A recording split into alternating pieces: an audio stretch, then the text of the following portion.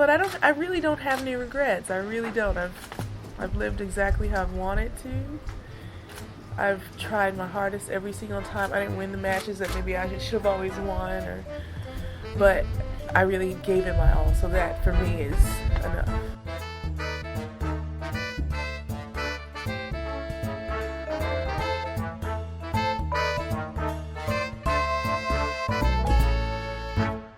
Hello everybody, welcome back to the Body Serve. I'm Jonathan. I'm James. We are so behind, so very far behind. At the end of every Australian Open, we like to get away for a little bit, which we did. Then we came back in the middle of having to move house, and everything happened during that time. Yeah, well, the biggest snowstorm in Toronto in quite a long time happened, back to back. We managed to get home in between two snowstorms, which was convenient. Less convenient was having to shovel our way into the house when we came back. Right. Yeah, but as we were away and kind of sitting here, it's like, okay, can things stop happening? There's enough to talk about on this agenda. What can go? You tried your best. You know what could go, in my opinion. Yeah, you wanted to 86 all the results, but I put my foot down, and we're going to start in Doha this past week with Amanda Anisimova. What a story. Mm-hmm. How could you not talk about that? Well, we weren't here. Well, there's also something I'm going to have you talk about later on in the show that's going to blindside you, that you're probably not going to be happy about. Okay.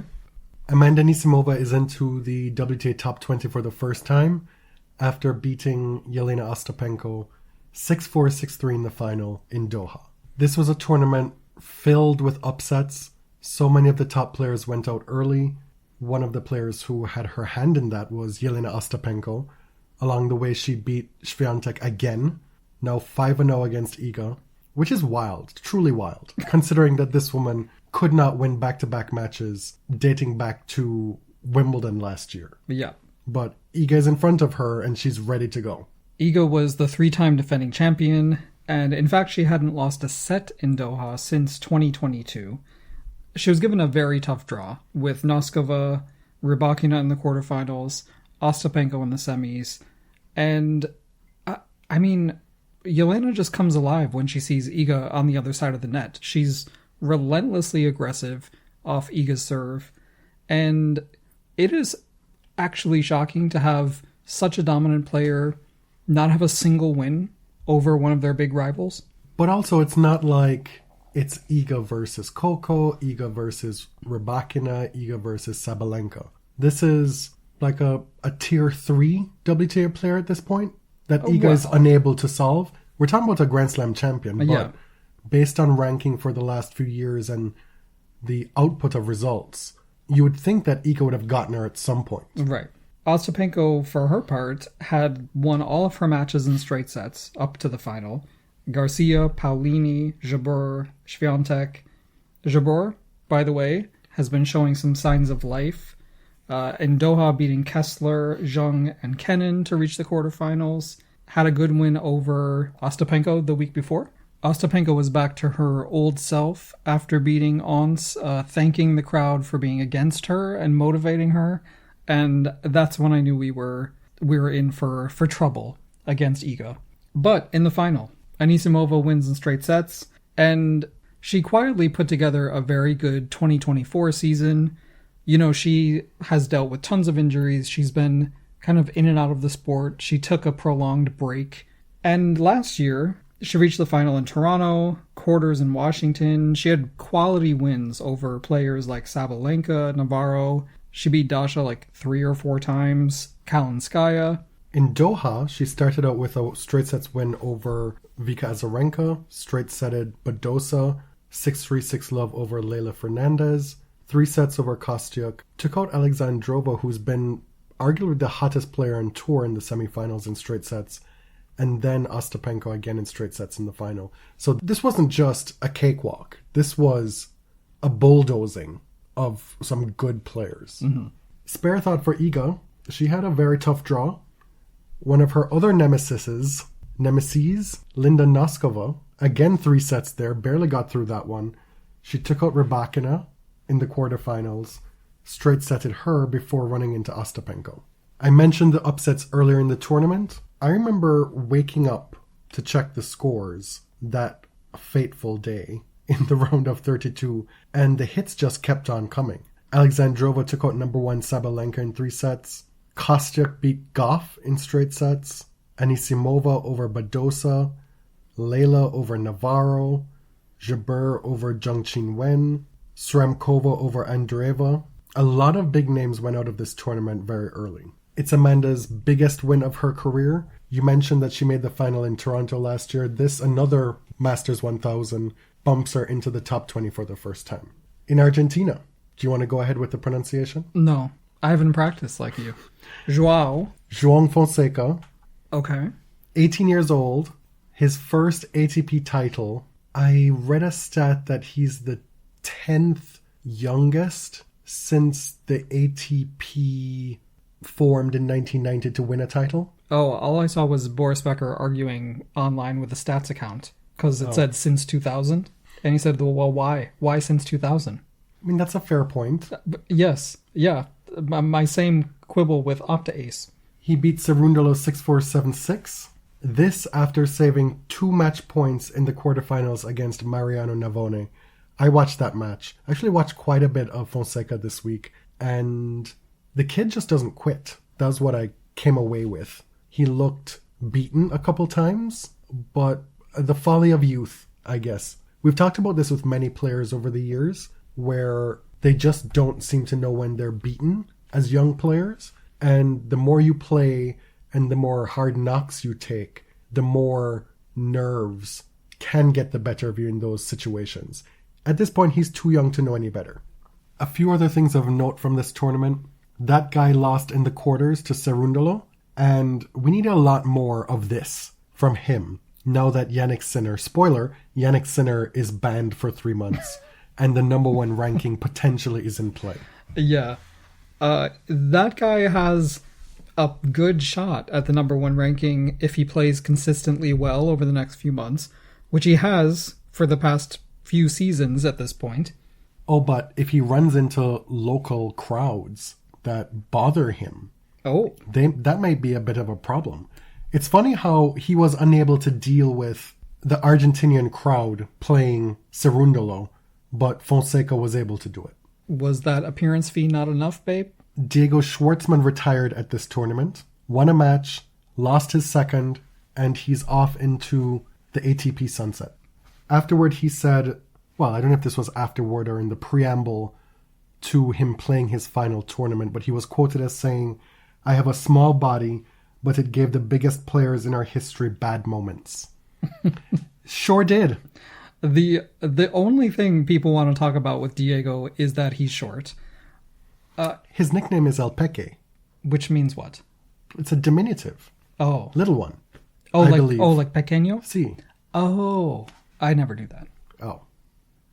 Maybe I'm wrong, but that was always my understanding. I looked it up one time, and it also means like bird's beak. Well, maybe I'm just wrong altogether. I don't know. I just assumed that's what it was. That would make sense. He, of course, was ranked as high as number 8.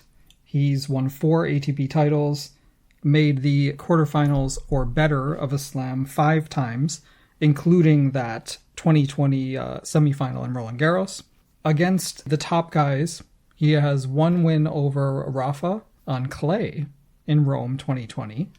And he took Djokovic to 5 sets at Roland Garros in 2017, but has no wins over Djokovic or Federer. He was bigger than his body gave him credit for. Better, yes. Yeah. The other thing of note at this tournament is this talk, this discourse about the surface. Yes. We've been talking for a long time, for more than a decade, really, about this golden swing, as they call it, changing over to hard courts. Originally, it was this series of tournaments in Latin America on clay. It included Rio, Buenos Aires, Santiago, Chile, sometimes Acapulco, sometimes other tournaments in South America. But the 3 big ones have been Rio, Argentina, Chile. And tournament directors have been talking about how they've struggled to attract players because of the surface. They go from the Australian hardcourt swing, there's this gap, and then there's, of course, the big sunshine swing, in March in North America, both on hard courts, and it's hard to get players to want to adjust, at least top players. You could get them there in a jiffy if it's hard court.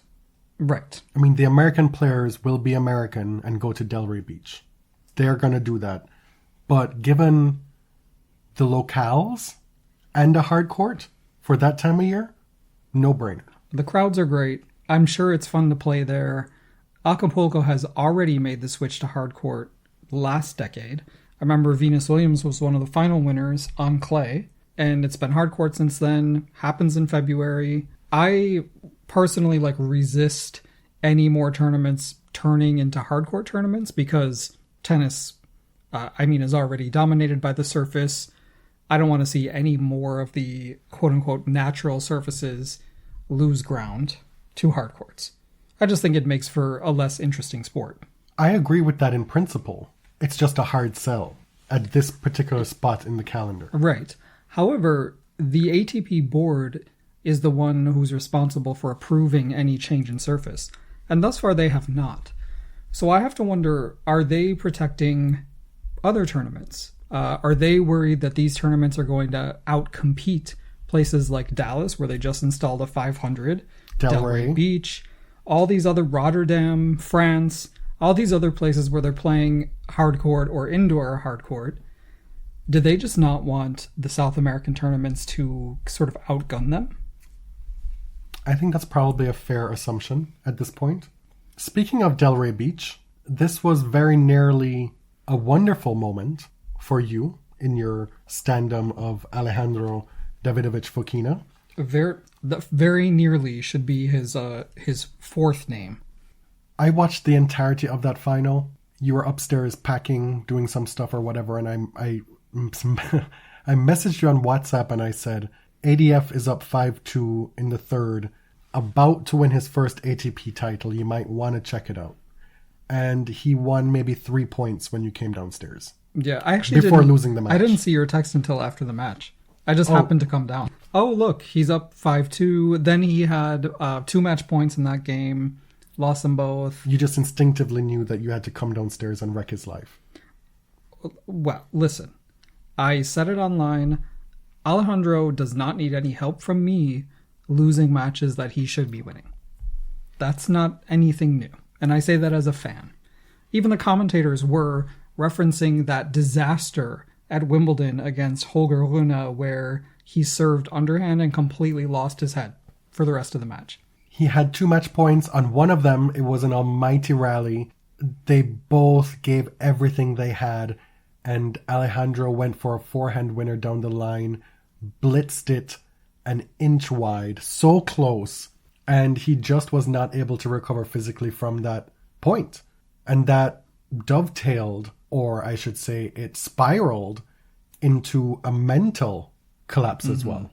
Because the misses kept getting wider and longer, and the commentators were saying, they were relentlessly optimistic, saying, well, maybe he won't get tight because he's too exhausted to get tight. Maybe he won't feel the pressure because he's too tired. That did not work. It was truly hard to watch from 5-2 onward. But I still believe in him.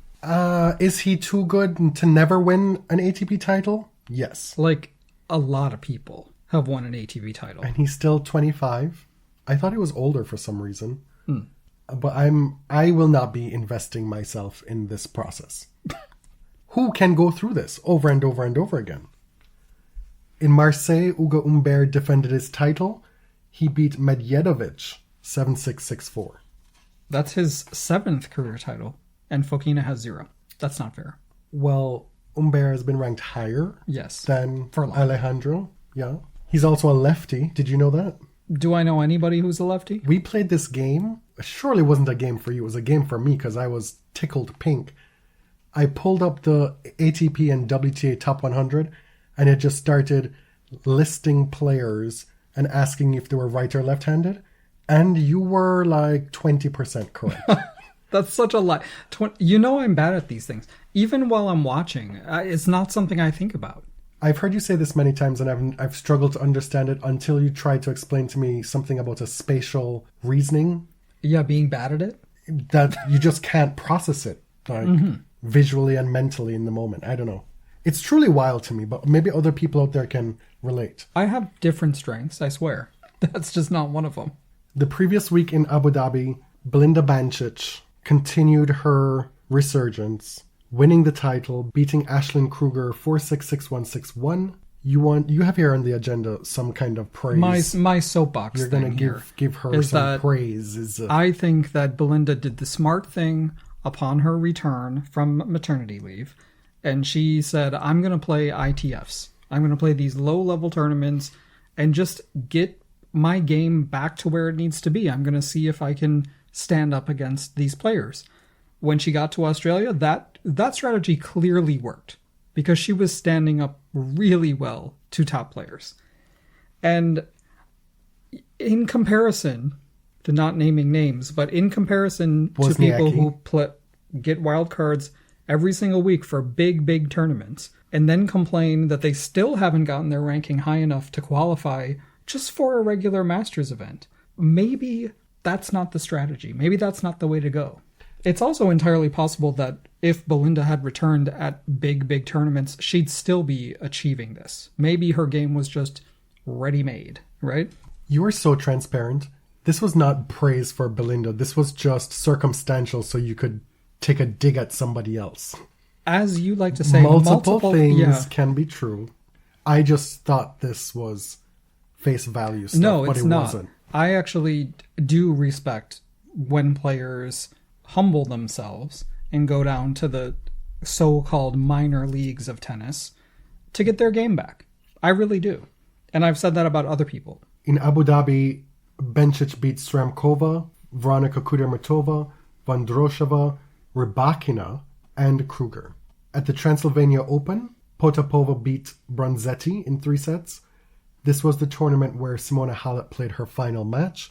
We'll get to a little segment on her and her career at the end of the episode. We've had a few people reach out, kind of like knocking on the door, like, hello! Yeah, there will not be a Simona episode. Don't have enough. In Rotterdam, Carlos Alcaraz won his very first indoor tournament, beating Alex Duminar 6-4, 3-6, 6-2. Once more, he had to scrap and fight against Botek and Urkac. And in Dallas, Denis Shapovalov had basically the best week of his career. His third career title. The last one was very recent in Belgrade last fall. Before that, it was 5 years. Stockholm in 2019. And in Dallas, he beat the top 3 seeds, all of whom are top 10 players, Fritz, Paul, and Ruud. Dennis, I mean, this is like by far the best week of tennis he's put together. And I don't know, it seems like we've been talking about Dennis's talent for 9 years in tennis. And it's always emerged in fits and starts. And this past week, he put it together for a full tournament. At the start of his career, we were always kind of the ones saying, yo, this guy is good, but watch out for Felix as well. Felix kind of surpassed him, but then also stalled. Mm-hmm. But Felix is also winning 2 tournaments this season. They've both been underperformers so far in their careers. Felix just more consistent. Dennis's ups and downs have been way more volatile, and he's also dealt with injury more than Felix. It seems that he's physically fit and back on the upswing. They're both heading in the right direction so far in 2025. They told me Canadian tennis was dead. Who is they? They. We may have said the people. But it doesn't look like that now. Are they we? No. I'm sure we were I would never say that. We were pretty negative about... Hell, just the other episode, I said, so what do you think this means for Felix's rest of year? And you were like, he'll have 2 tournament titles by the end of the year. That's what I said. But he's not the only one. It's Layla's turn now. She's been playing well. Mm-hmm. That wasn't so bad, was it? 20 minutes, the results are out of the way. Now you can get into your drugs. Mm-hmm. Let's talk about Jannik Sinner, and then let's never talk about this again. I guarantee you that will be impossible. No, even I am tired of...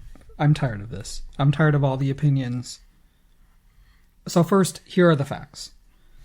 On Saturday, WADA announced that they had reached an agreement with Jannik Sinner to forego the hearing at Court of Arbitration for Sport, and instead he will accept a 3-month ban.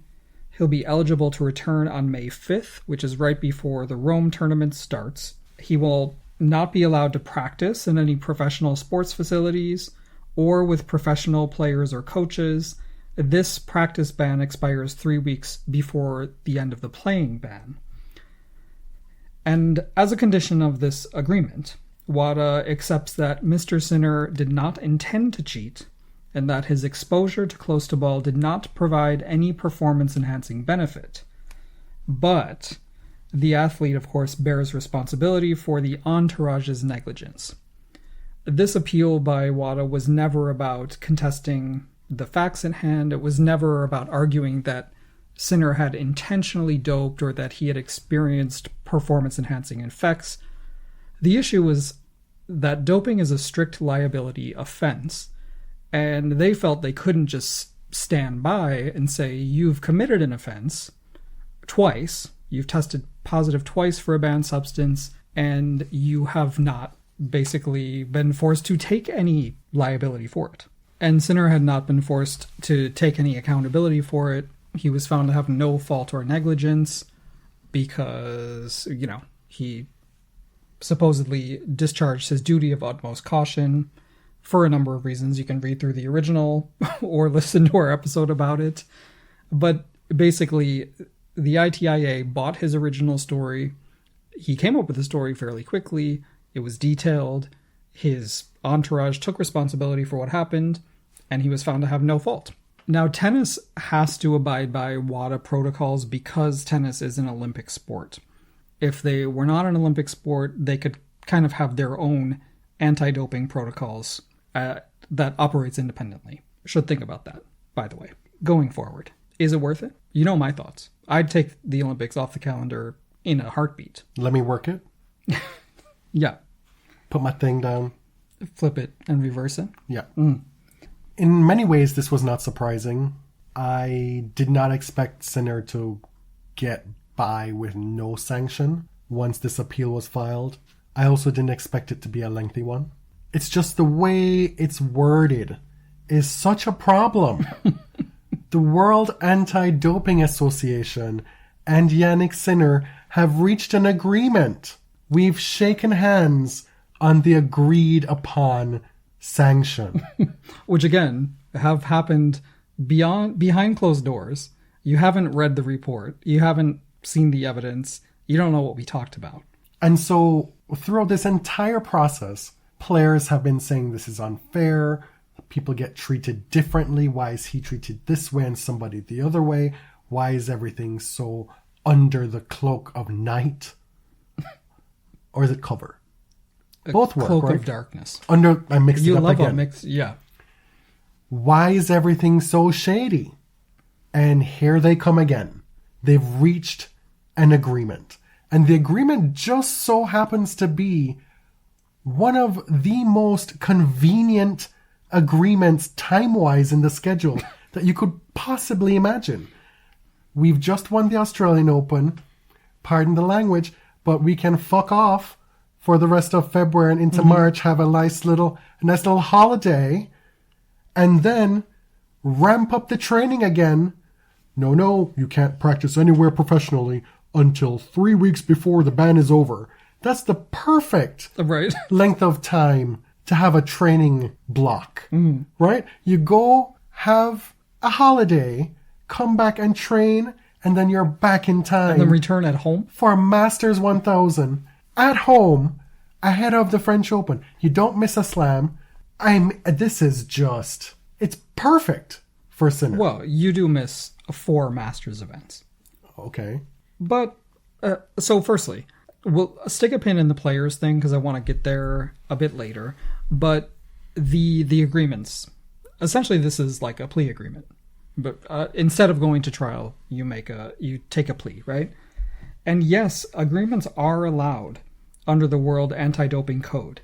The fact that a lot of players didn't know that is not really my problem or anybody's problem. It's really not. No.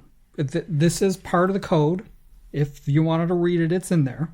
As a condition The athlete must admit to the anti-doping rule violation, and they must agree to the consequences which are acceptable to WADA and the ITIA. And the factors that are taken into consideration are the seriousness of the violation, the degree of the fault, and how promptly the athlete admitted the violation. So those are like factors that would influence WADA's, I guess, willingness to come to an agreement and also influence the length of the suspension. Because they weren't really arguing the facts here, I think 3 months is a pretty good deal for all parties involved. Because I have to wonder why was WADA willing to go to the agreement when they already had something on the books with CAS? And I have to imagine that they probably found that their case wasn't very strong. I totally agree with that. I just feel like the packaging of this reveal could have been better. I'm sure it could. In the end, tennis looks stupid again. It looks like a not very serious sport. And then you have its players popping off all over the place, making matters worse. Exposing themselves as not very learned on the matter either. Just a lot of confusion all over the place. Well, that's the thing. Obviously, journalists are going to ask players what they think. People are going to click on that. They want to hear what, unfortunately, Nick Kyrgios thinks. They want to hear what Carlos Alcaraz thinks about it, or anybody who has like a chance at becoming number one because of Sinner's absence. The thing is, when we talk to players, we learn that they usually know very, very little about the case at hand.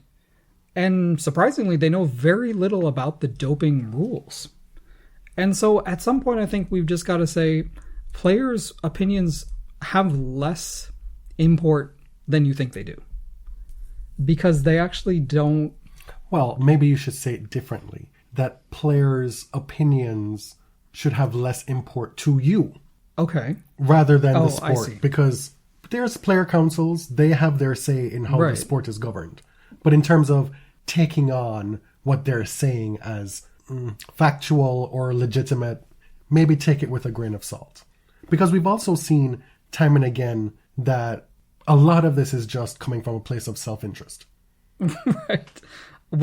Because when you hear players speak about it, a lot of times they say, I don't know the details of this case. All they're talking about is perception, like their knee-jerk reaction. And perception is important, right? It is very important for an anti-doping system to be perceived as fair in process and outcome. But do I really care what any top 10 player thinks about this case when I know they haven't read even like the 2-pager, let alone the full report? They haven't read the code. I don't expect people to read the entire code, but you can search it for keywords. Right, but you're also traveling all the time. You've got 10-hour flights all the time. Right, and so you're certainly entitled to an opinion, but I'm entitled to think that it's not informed. My only hope from all this is that it doesn't back-end that guy into the number one ranking. That would be... It would be so normal. It would also be what the ATP deserves. Yeah. Like a number one by default. No, going back to the WADA thing and the Olympics, like tennis players are constantly bitching about the anti-doping protocols. They're beholden to WADA rules. WADA can appeal any ITIA ruling to CAS, and they often do. So why don't you just say, fuck it. The Olympics aren't worth it for us. We want a fair and transparent doping system, and we don't believe this is what you're giving us. Forget it. The Olympics aren't worth it. Well, I think... They will never say that. No, because I think we've seen just how much the majority of the players do enjoy it. Right. But they also enjoy complaining about anti-doping. Yeah. And tennis is so dysfunctional as a whole, I don't believe that they would be able to build a better system on their own. Well, they had one at one point, governed by the WTA and was ATP. It better? And then the ITF used to implement it. But, I mean, this sport, this massive story comes out on Saturday. Your number one player just got suspended for doping. Oh, sorry, you can't say doping. It's for negligence, even though he failed 2 doping tests. And is there any institution in tennis that is equipped to answer for this news? No, there's not. And you didn't hear shit from anybody. You heard something from the ATP, some canned response. But there is like no leadership in the sport. Not to belabor the topic, but Sinner getting 3 months, horrible for the sport, obviously. And I don't have a dog in this fight. We have kind of pled the fifth about whether we think this person is guilty or innocent. And essentially on all doping cases, there's just so much that we don't know. It's not even that interesting to sort of speculate whether this person is guilty or not. What's interesting to me is that Sinner serving 3 months as part of this kind of plea deal, it turns out he'll serve a lot less time than other people with less serious violations, right? And this is the lack of equity across the sport, the people who have access to great lawyers and can build cases and know that you can come to agreements with WADA outside of a trial versus everybody else who gets stuck in this legal limbo for 18 to 24 months. We were in Mexico, and a friend of mine messaged to say, what are your thoughts on the mixed double stuff? And my first reaction is, what on earth are you talking about? Like, did I miss something? What could this possibly be about? Mm-hmm. As it turns out, it was actually a pretty big story, and yet another example of the almighty greed of the Grand Slams. Like, this is crazy. The slams are already turning themselves into 3-week festivals rather than 14-day tournaments. Right. We went through this with Australia. They're writing about it as if it's a given that these are 3-week events now. Like, since when was this a 3-week thing? It's a 2-week tournament, and then, like with every other tournament, there's qualifying that happens before. Right. But now we're being told that this is a 3-week event. The US Open announced massive changes to the mixed doubles tournament starting this year. Mixed doubles will now take place during Fan Week. No. It'll take place during week 1 of the US Open. That's what they're calling it. Oh, that's what they're calling it. I was like, did I get that wrong? No, that's what they're calling it. Yeah, because Fan Week used to be free.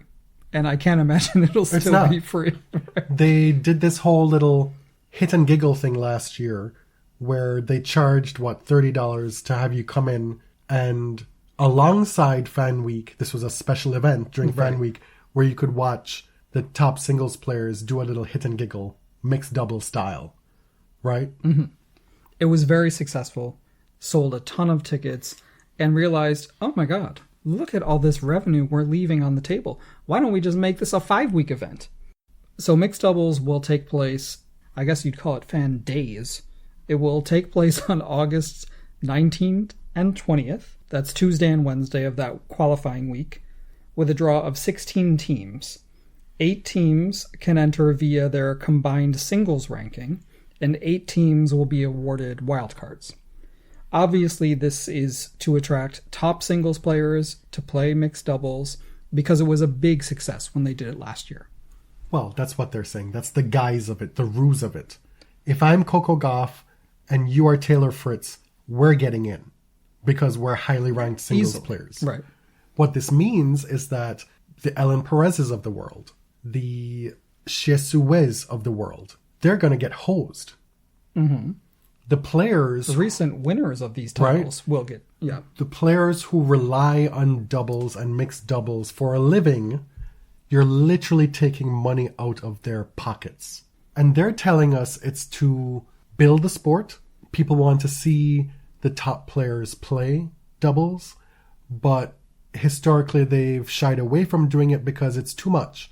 Some may play doubles and singles, but nobody's going to play all 3. And so you just get players that nobody knows who they are playing mixed doubles, and the event suffers and nobody cares. Ben Rothenberg wrote this whole thing in Bounces, essentially supporting this move, tying it to his entry into the sport, being really interested in watching the top men and women play together. His first tournament that he covered was Hopman Cup, and he sees this as a way, as the USTA is saying, to build a better product. Right. But for me, that specific product doesn't need to be built. At least not in this way. I don't think it's going to add anything to the overall profile of the sport. So there is kind of an ugly truth that one needs to face here, is that hardcore fans will watch mixed doubles and matches that we find super exciting and interesting. There will be like 45 people in the stands. Mm-hmm. And it's a sad truth about Grand Slam mixed doubles tennis. I don't know how to fix that. And that makes me sad when I see it, because I feel these players deserve so much more. Now, I don't know if the US Open is trying to solve for that, or they've noticed like, well, this discipline it's just not attracting any sort of interest on a level that is acceptable to us. So we're going to try something different. The effect is probably going to be to dilute the event, right? It's going to feel just like a hit and giggle, because in addition to it only happening over 2 days, it's going to be sets of 4 games. A tiebreaker will be held at 4-all in each set, best of 3 sets. No third set, but a 10-point tiebreaker to be played if each team wins 1 set. The final will be best of 3 as well, but again, no full third set. No ad scoring, sets played to 6 games, 10-point match tiebreak. This is like fast tennis. What do they call that shit? Fast tens? I don't know. Whatever. I don't pay attention to it. These like next-gen experimentations. It's an exhibition, is what it is. That's what it is. And what happens when you're a top player playing this event and you feel a little niggle? And you're like, sorry, the real thing starts next week. Exactly. You're going to pull out. The tournament is starting a day earlier on the Sunday, and you're taking away tens of matches from the schedule. Think about that. Mm-hmm. Like, you're condensing mixed doubles into these 2 days, but once the actual tournament starts, you now have 15 days, and you're taking away tens of matches from the orders of play. It tells me that the powers that be, they care about money, period. They care about their own money. And they don't care about doubles players and their livelihoods. They just simply don't. No, they definitely There's don't. no way you can make this decision and say, I care about doubles players. Those 2 things necessarily cannot be true. So just stop saying you do. Just stop pretending. What are those players supposed to do now? Even top doubles players, Sarah Irani recently won a gold medal at the Olympics, said, like, we weren't consulted at all. They just kind of rolled this out. And I suppose as a Grand Slam tournament, that's your right.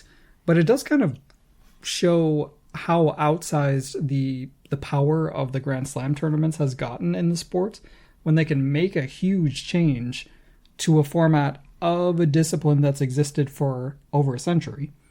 And that's just it. Like, there's no conversation. It's done. They're also saying that mixed doubles doesn't mean anything. Yeah. Because they're now going to give this exhibition a slam trophy. And they're going to call it the same as what the previous winner won Billie the Jean year King before. won $1 million of, or it just doesn't make any sense to me. I wish they would be more honest about what this is. Mm-hmm. This is strictly a cash grab, and they're using the top players as scapegoats that they probably don't even realize they're being used to make this go over better. Right. Now, the other thing is that a lot of players who would have normally played mixed doubles will be in the qualifying draws for singles. So will that rule them out? Like, are they going to be worrying about playing singles qualifying and trying to play mixed doubles? If that might be a big part of your paycheck at every slam. One good thing, about this is that mixed doubles events will be played on Armstrong and Ashe, and they claim they will be televised in primetime. No, but the reason why that's happening as well, James, is because then they can cordon off who gets in and charge money. Yeah. That's the only reason. Mm-hmm. For something that used to be free. It's so transparent. So it dilutes the value of your ticket during the regular tournament. Because if you were someone who liked watching mixed doubles in addition to your stadium seat, you don't get that anymore. No. And with the extra day in the first round, it already dilutes the value of a first round ticket. We've seen that across the board. They're just going to move all the fan shit to the other courts and put up another barrier of access at this tournament. You know, tennis is a very elitist sport. And for the many ways it has changed, it really hasn't. This was almost universally loathed. I mean, the reaction was so horrible. But someone you can always count on to be a contrarian, Riley Opelka. Mm-hmm. Saying, quote, wait, mixed doubles wasn't already an exhibition? When I tell you, I am so sick of this man. I am so sick of hearing his opinions. And he has been gone for like years. And as soon as he gets back, it's back to the same bullshit. He used to talk shit about doubles players long before he went on his injury layoff. And these career-threatening injuries clearly did not shake him. They did nothing to humble him or change his personality. And so, like Alyssa Edwards said, like, you are that girl. You're that girl I knew you were. One of the very best things that happened while we were away, Serena Williams crip walked all over Drake's grave at the Super Bowl. Okay. So we were actually out of the country for last year's Super Bowl as well. And that's when Beyonce announced Act 2, Cowboy Carter. Yeah, I remember being in that hotel room and you literally said to me, Act 2 is never going to happen. We're never getting it. No, I was... And 5 minutes later... And I said, if I have to yeehaw, I will. And did. And God, we haven't even...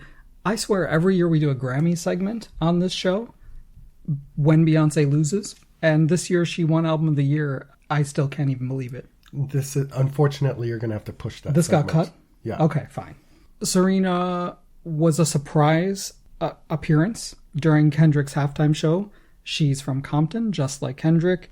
Two of Compton's most famous children. And there were layers to this, right? There was the fact that Drake and Serena used to be an item or friends or whatever. Drake used to be obsessed with her. You know how he gets with famous women like Rihanna, Nicki, Serena. He used to come to all her matches. He used to even show up in press conferences. Recently, he said some nasty things about Serena and her family in one of his songs. Serena, of course, also did the crip walk at the All England Club when she won the gold medal in 2012. It was a huge deal. People were very upset about it. You can go back and read the articles. They're still up. Apparently people were upset about this too. Well, it started with Stephen A. Smith, right? Stephen A. Smith, who people let in a little bit too close because he started talking shit about Trump. Mm-hmm. But just remember who Stephen A. is. Talking about how if I'm your husband, I'm thinking, why are you up there trolling him, trolling your ex? Arguing that if his wife was paying that much attention to a past relationship, he'd reconsider their marriage. Really? You'd reconsider your marriage to Serena Williams. But what marriage would you reconsider, Stephen? He has none. Exactly. Unmarried at 57. Which is fine. Yeah. But for this particular demographic of geriatric hotep, Jason Whitlock chimes in, and this is where it gets really delicious. Because they're speaking on Serena, and by default, Alexis, and you know Alexis is not going to have it. Jason Whitlock, setting the scene. If you know, you know. Like, if you've been a Serena fan for a long time, you know that he's a longtime hater. He wrote a very famous story where he called her fat and over the hill. He is a hater of black women. He's carried water for white supremacy through his hacky sports writing for many, many years. Alexis tweeted that some of y'all have no idea how criticized Serena was for the same dance at Wimbledon 13 years ago, and it shows. This is bigger than the music. Then here comes Jason Whitlock, quoting, saying, "This is Serena's husband, a true beta. He's mad at me rather than the wife crip walking and still thinking about Drake. Simp." Well, this man was about to eat a big L because he sent for Alexis and Alexis came for him and said, quote, "I get it. You're 57 and life didn't turn out the way you imagined. That kind of disappointment must be exhausting. You're the embodiment of peaked in high school, spending decades chasing validation from strangers through likes and digital hugs, only to find that no amount of external approval fills the void. I wouldn't wish that on anyone. Criticism only fuels your victim complex, reinforcing the comforting delusion that there's some grand conspiracy against you and your, quote, brave ideas, when in reality, you've just got terrible takes. It's a cycle. Outrage, backlash, self-pity, repeat. This is a lonely road. There's still time to rewrite the ending. Start by working on yourself first. You'll find that if you wake up every morning trying to be a little better and a little more curious, you won't have time for irrational hating. You'll be too busy winning. And he could have said so much more. He kept it really cute because there is so much to say about Jason Whitlock. Yeah, there are places he could have gone that would have made it not that cute, not funny. But Alexis is ready every time. This man is just out here supporting his wife and children, making his babies pancakes. Right? Like married to an incredibly famous and important black woman and has never once felt threatened by that. And I know I get that's a low bar, but I have no complaints. How about you question why Serena would do something like that and whether it's warranted? Because I guarantee you the answer is yes. And especially considering just how petty she is and how much of a grudge she can hold, this is entirely in keeping with what we should expect from her. Again. And the fact that she looks so great doing it. Mm-hmm. Like, Mama just wanted to get up and look cute and dance a little bit. And, I mean, it ties into her legend. Like, it's part of her brand. It's recognizably a Serena thing to do. Like you said, she's extremely petty. If you know anything about her, you know that. And Kendrick is from Compton. It's a big part of his lore, right? Serena is Compton's most famous daughter, most important export alongside her sister Venus. Why wouldn't she perform with Kendrick at the Super Bowl? Drake started this, and Serena caused all this conversation without saying one word. All she did was dance. So these men can stay being small. I'm supposed to feel bad for that bitch? Aubrey, living up in the bridal path in Toronto? Absolutely not. So this is a terrible tonal shift. No way this should have been... We should have arranged this differently. Yeah, this is pretty bad. Okay. The WTA has completed its investigation into Stefano Vukov and has decided to continue his suspension for another year. He has already been suspended since last fall. This is pretty bad, guys. So this was reported on by several sources, one of them The Athletic. They had a number of anonymous sources who had access to the details of the report. WTA CEO Portia Archer is said to have released a 3-page report summary that found Vukov called Rybakina, quote, stupid, and said that without him, she would, quote, still be in Russia picking potatoes. Investigators also concluded that he made her cry and subjected her to mental abuse and pushed her beyond physical limits. He has also allegedly harassed her by, quote, refusing to leave her alone during the US Open in the weeks following her dismissal of him. He was under a no-contact order by the WTA at that time. Now, that last part is crazy. That is stalking. That might be the worst of all of it. The Athletic story and Portia Archer's report also outed what was a long-rumored intimate relationship between Vukov and Rybakina. And honestly, I'm not really sure how to feel about that. Just the fact that now everybody's talking about it. It's something that people were talking about behind closed doors, and there were whispers. On Twitter and on podcasts saying, I told you so, I knew this, I was right, I called it. And yeah, like we also had heard the rumors, but you would never hear it on the show. I feel weird that it's out there now, but it adds to the complexity of this situation and just how insidious abuse is. Because to this day, Rybakina says she doesn't think the investigation was fair. She doesn't think she's ever been mistreated.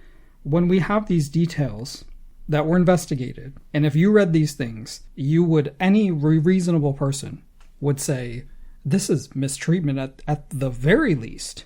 Disrespect at the very least. But being in a relationship like this is so complicated and confusing. And I can't imagine what it's like to be her. And for that reason, I'll never criticize her response. And what about the WTA personnel, the players who during this time knew about the no contact order, knew that he had been fired by Rybakina, that they were no longer working together, and still saw him Right. during that time. So what if those people reported him?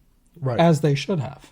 Like there's so much of this that we don't know, that I guarantee you whatever you read in this report, it's probably a lot worse. This is a summary. This is like the stuff they could write without getting sued. Exactly. So, quote unquote sources say that Rybakina pleaded with Ivanisevic to stay on her team at the beginning of the tournament, that is at the Australian Open, correct? Mm-hmm. He eventually parted ways at the end of the tournament. Yeah. There are sanctions available to the WTA under its safeguarding code. They include warning, fine, probation, suspension of credential, suspension of access to WTA tournaments, permanent suspension, which is usually reserved for the most serious offenses, sexual abuse, physical violence, serious crime, etc. 3 violations of any type will result in a permanent suspension. The WTA CEO is actually the one responsible for determining the appropriate sanction following an investigation.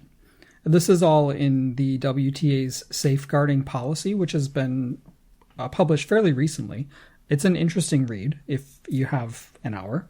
In determining discipline, the CEO may also consider factors like prior complaints, pattern of behavior, and whether the respondent is a perceived threat to the WTA environment. In this case, they chose 1 year suspension. I can't imagine who would hire this person after the suspension. I think we've presented the facts of what's going on, and we should just leave it be at this point. It's so messed up, man, because I think people are now treating Rybakina like she's untouchable. Like, nobody wants to go there. What do you mean? I think it has, in many ways, destroyed her career. She may still be a top player, but people don't want to work with her. Oh, that's what you mean by untouchable. Yeah, sorry. Renee Stubbs said that her publicist is gone. Like, she's losing members from her team.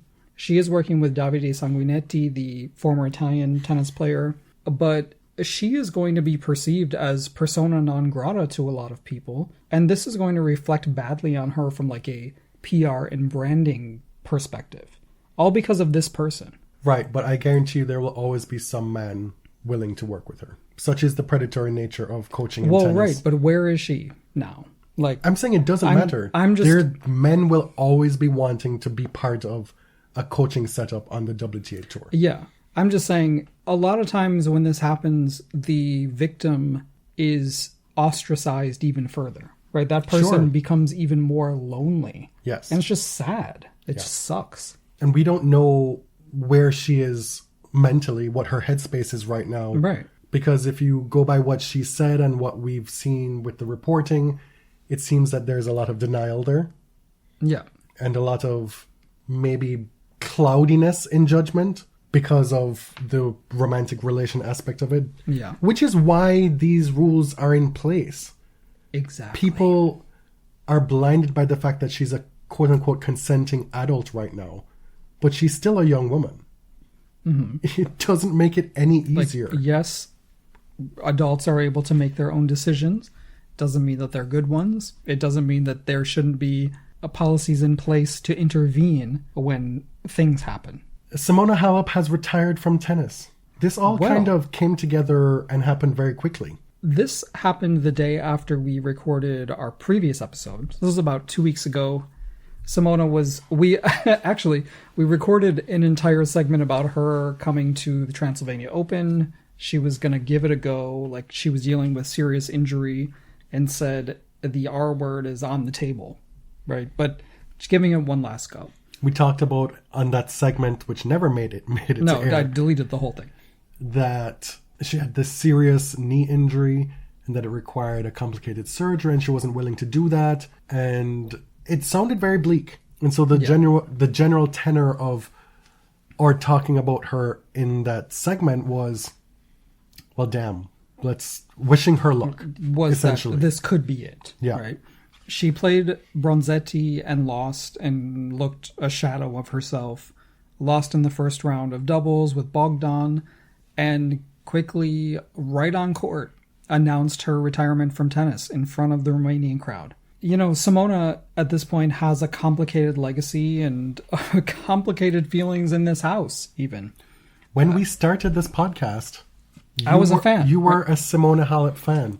Back in like 2014. Oh, of course, the Roland Garros final. When, God, like 8 years before she retired, when even us, we were looking for our next faves after the Williams sisters. Right. It's like, Serena's 33. Better find, Yeah, you were like, oh, I could get behind Simona. And then various things over the years kind of pegged her back in your estimations. The very close association with Jan Tiriac, experiencing a pro Simona crowd at the Rogers Cup was not fun. No shade, but it was not fun. And then, of course, this was long down the road, but the doping thing was just another... Oof. I didn't like how she handled it. I didn't like the constant self-victimization. I thought this demand that we all presume her innocent just as a matter of course was unfair. There was also the widespread support for her in that she couldn't possibly have done this. Right. And I think this is going to sound the wrong way, because who are the people who can do this? This is going to sound very bad, but there was almost like an unspoken subtext to it that she's a little bit too simple to have done this. No, there was. That was barely subtext, I felt. And we've said for so many players who've gone through doping things, we can't tell for sure. We don't know. There's no way to know, right? It's just as likely that Simona was completely innocent in terms of intent. Right. It's the way she went about it afterwards that was earth. Wild. And as we got older, in years of doing this show, that type of thing was just necessarily going to push us away from standing somebody. Right? But that should not take away from what Simona achieved on court, which was substantial. Now, she will always have that 2019 Wimbledon final against Serena where she was lights out. She was a 2-time Slam champion, 5-time Slam finalist, 64 weeks at number 1, one of the most divisive figures in our decade of doing this show. Yeah. Among listeners, among worldwide fans. When she won that Wimbledon against Serena, man, it was rough for her in those Serena Army streets on Twitter. And I will say, a lot of people have, in the past year or so, said that, she was obviously doping during that Wimbledon final. And I just want to make clear there is no evidence of that. No. Right? Even if you take the most liberal interpretation of the ITIA case, there is no implication or insinuation that she was doping from way back then. I want to make that clear. Yeah. I'm not part of that camp. I probably lost a lot of listeners for the show with how much I defended and praised Simona during that 2019 run. Let me tell you, that was very, very difficult to swallow for me. One of the worst tennis days of my entire life. Yeah, I mean, for diehard Serena fans, it was, she played like complete shit, and how dare she have let this wannabe pretender hold the Venus Rosewater dish. Yeah. That's crazy. She has no business being a Wimbledon champion. Serena, how dare you? You let this happen. That was the tenor of it. It was. That Simona did nothing to really influence the result of that match. And so I always pushed back and said, well, hey, sure, she's a counterpuncher, but that doesn't mean that she didn't play the match of her life. Right. One of the very best clay court players of her generation, multiple Madrid champion, finally a Roland Garros winner in 2018 after losing the final to Ostapenko the previous year, beat Sloane Stephens in that final to win her first major. 24 WTA titles from 42 finals. She played one of the greatest matches I've ever seen against Angelique Kerber in the 2018 Australian Open semis. Unfortunately, that meant that she didn't have as much left to give to Wozniacki in the final. That was unfortunate. That was very unfortunate. I would have taken another Halep slam. Does that make me like hater number one? I mean, the things that went right for Caroline at that tournament. Janafet collapsing to never recover in her career, really, since then. Mm-hmm. And then to be able to have your opponent play that semifinal. Yeah. Wow. What a moment for her. You've said that you've seen people call her the third greatest WTA tennis player of the 2010s, behind Serena and Sharapova. Yeah. I think there's an argument for that. I don't know, right? It could be Azarenka, Kvitova. It could be Kerber, Kvitova, Muguruza, probably not, but there are a number of players who were the third best behind the two Supremes. Simona has put together a pretty good argument that she belongs there. The hard reality is that at this stage of her career, with the time that she spent off tour, with the injuries, with how competitive the tour is right now, and at her age, it would have been incredibly difficult to get back to that level at this point. And she knew that. We're going to see another player attempt to climb the mountain again in Petra Kvitova in a couple weeks. Yeah. And we'll see how that return to the sport goes. I'm really looking forward to it. Yeah, I'm just saying it is. We've seen time and again now that it's not easy. Right. You can have good results. You can play well in spurts, get injured here, have to take a little bit of time off, and your ceiling is what, 25? I feel like Svitolina has done amazing stuff since she's returned to tour. Totally. But still a top 20 ceiling right now. It is so hard to break through to get to that top level again. Another retirement coming up is Fernando Velasco. He will officially retire. I actually didn't know if he was retired or not. I've actually checked his Wikipedia page multiple times over the last year and a half because, I mean, this is just my professional due diligence. Like, did I miss this? Right. Where is he? I knew Because he was like... we list them at the end of the year. He was like 39 the last time I saw him play. And when I was thinking, oh, I haven't seen him in a while, he must be done. Like, is he just quiet quitting? And then we get news. He pops up in Doha and he will be partnering Novak Djokovic to play doubles and then call it quits. All right. He hasn't played on tour since September 2023. Can I just say, I've seen this bracket of hottest ATP male players, and then come to find out it was put together by that podcast with like John Isner and Steve Johnson and those people. No, I mean, it is the American cabal of conservatism. Like, excuse me?